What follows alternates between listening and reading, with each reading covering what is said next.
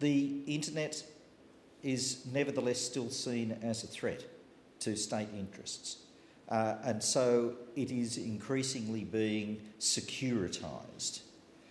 Post-Snowden and the signals that sent to the Chinese regime that if the USA, Britain and others were doing things to other Western countries, they were most certainly doing them to China, has led them to put a big new emphasis on technical security in areas such as banking software and things like that.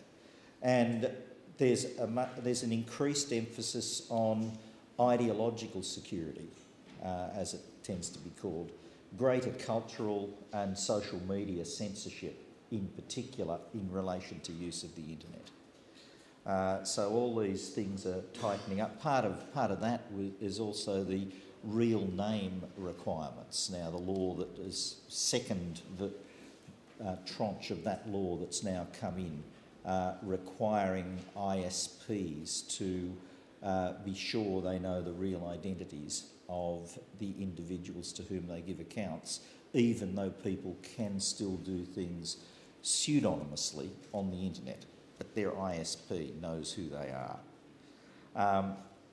And there's also, it seems, a distinct Chinese approach to global cyber governance, which is being seen as an extension of national security. We'll mention again later the localisation of health information servers that's being seen as part of that, and a rejection by China of some approaches particularly favoured by the United States, like multi-stakeholder processes. No, that's not where the Chinese are coming from. They want government control of all aspects of internet activities, not multi-stakeholder approaches.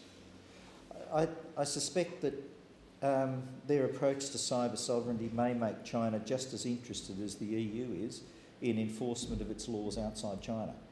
That's not really there in the laws yet, or not obviously, but extraterritorial application of Chinese laws would not seem to be a surprising development in light of all these other things.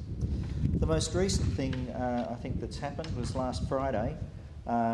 The Standing Committee of the National People's Congress, the second highest governing body in China, passed national security law, a new national security law.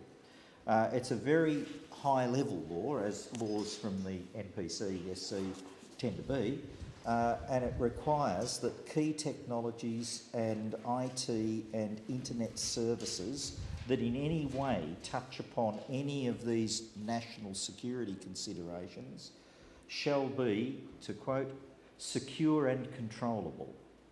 I don't have an English text of the law yet, but I know the expression secure and controllable appears regularly throughout it, and that there is to be a national security review system to implement that approach, the details of which have not yet been released and will come through lower level laws.